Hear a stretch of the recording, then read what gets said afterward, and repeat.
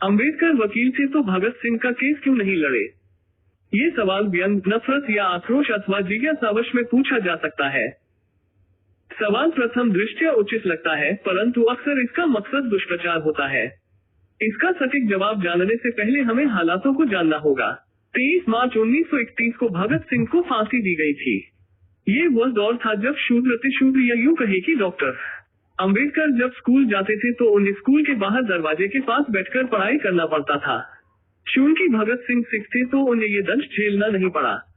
शिक्षित होकर डॉक्टर अंबेडकर जब नौकरी करने बड़ौदा गए तो उन्हें किराए पर होटल, धर्मशालाएं, कमरा तक नहीं मिला। जब वे सिडनम कॉलेज में प्रोफेसर बने तो बच्चे उनसे पढ़ने के लिए राजी नहीं हुए। ऐसे में जून 1923 से डॉक्टर अंबेडकर ने वकालत का काम शुरू किया। उन्हें बार काउंसिल में भी बैठने के लिए जगह नहीं दी गई।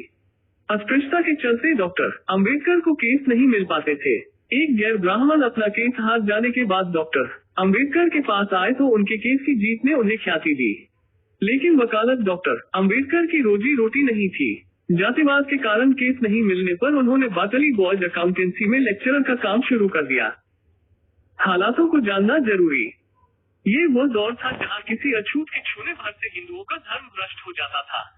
इस दौर में आर्थिक जद्दोजहद के बीच जब कोई केस देने के लिए तैयार न हो, वहाँ भगत सिंह का केस डॉक्टर अंबेडकर द्वारा न लड़ने का बेतुका तर्क पेश करना महज मूर्खता है।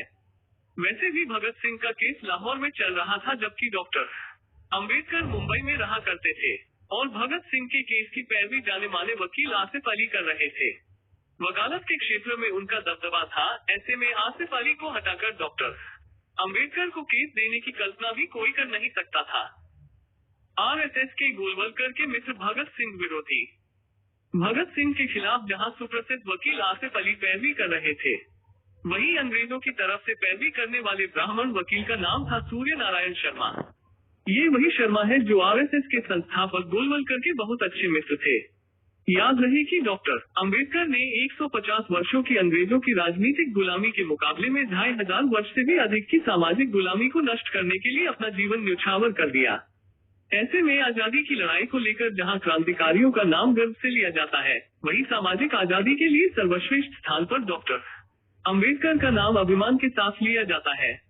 एक पहलू ये भी, जिस समय संपूर्ण देश में एकमात्र अछूत वकील के तौर पर डॉक्टर अंबेडकर की पहचान थी, तब भी उन्हें केस नहीं मिल पाए।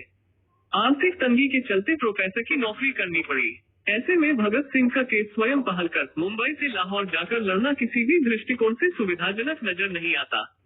यदि केस लड़ना भी चाहे तो मशहूर वकील आसिफ अली से केस वापस लेकर डॉक्टर अंबेडकर को सौंपने का कोई तार्किक मुद्दा नजर नहीं आता। एक पहलू ये भी है कि जहां ब्राह्मण वकील अंग्रेजों की पैरवी कर रहे थे, वहां देश में अनेक नामचीन वकील क्या तमाशा देख रहे थे। जबकि वर्ष 2013 में पाकिस्तान के वकील इम्तियाज कुरैशी ने भगत सिंह की केस को दोबारा खुलवाया। इसकी पैरवी अब्दुल रशीद ने की। 2014 में अब्दुल ने एफआईआर की कॉपी मांगी तो पता चला कि एफआईआर में भगत सिंह का नाम ही नहीं है।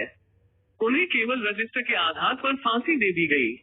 और अंत में डॉक्टर अंबेडकर की निष्ठा व कार्य को लेकर समय समय पर मनुवादियों द्वारा सवाल उठाया जाना एक आम बात है, लेकिन हमें उतनी ही सजगता से सभी तरह के आक्षेप व आरोपों का प्रति उत्तर देने आना चाहिए।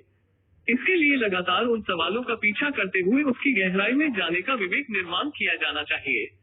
सवाल भले ही बचकाने हो, लेकिन उससे पूछने वाले व्यक्ति का मकसद यदि डॉक्टर अंबेडकर के चरित्र हनन का हो तो हमें चुप रहकर सवालों से मुंह मोड़ लेना ठीक नहीं।